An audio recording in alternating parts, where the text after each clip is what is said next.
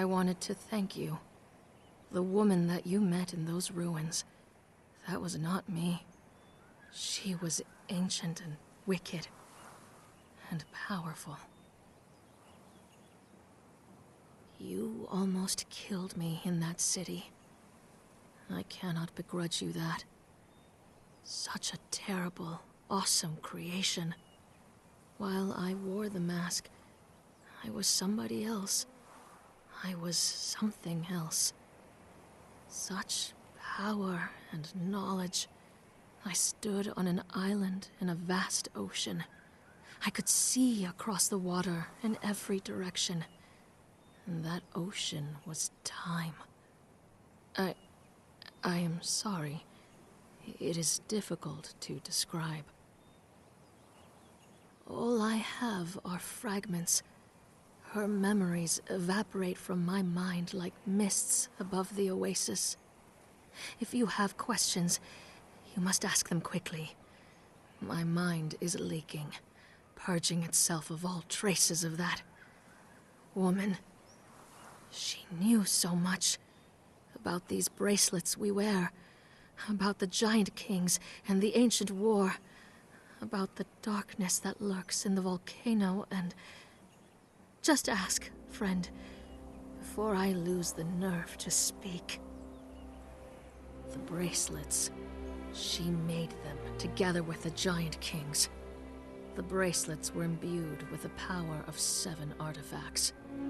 The Witch Queen's mask, the diadem of the Giant Kings, the tears of 2 races, the shining trapezahedron, the star of the champion, the heart of the sands, and the black ring of Set.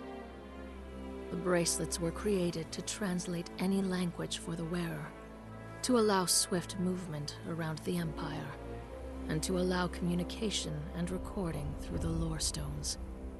It was only later, when the war began, that the Queen suspected that the Giant Kings had included a death weave in the sorcery. Any who tried to flee their control were simply killed by the curse wall. Her people, the Lemurians, were the remnant of a desperate race. Her memories before the exiled lands are vague and confused. Flashes of an island kingdom, sinking as the world heaves. A people being subjugated with fire and sorcery. An escape, and a long, treacherous journey into the West. I'm sorry. It's fading so quickly. I remember a daughter, Teleth, and a great betrayal. And a grandchild. She was a mother and a grandmother. She knew what it was to be a slave, and didn't want that for any of her people. She would stop at nothing to prevent it from happening again. Can you blame her? Her mind shies away from 2 things. Her grandchild, and what her people found in the volcano. Her grandchild was not truly human. Zoltar? He was a hostage, or something else. I'm sorry. For her, these memories were laden with emotion. I see a beloved daughter, and a hated foe, and a child that brings hope. It is so very unclear.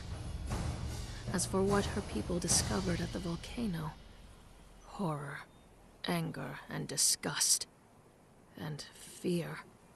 This is the only memory where the Witch Queen of Lemuria felt fear. I truly don't know what I will do now that I have my freedom. Conan has offered to accompany me north, back to my home city in Shem. My palace awaits me, and the pampered life of a princess of Shem. But my enemies, the ones who sent me here, they also await me there. Perhaps instead, I will travel with Conan a while, see the world by his side. He is formidable, yes, for a barbarian. You almost killed me in that city. I cannot begrudge you that. Such a terrible, awesome creation. While I wore the mask, I was somebody else. I was something else. Such power and knowledge. I stood on an island in a vast ocean. I could see across the water in every direction. That ocean was time. I am sorry. It is difficult to describe.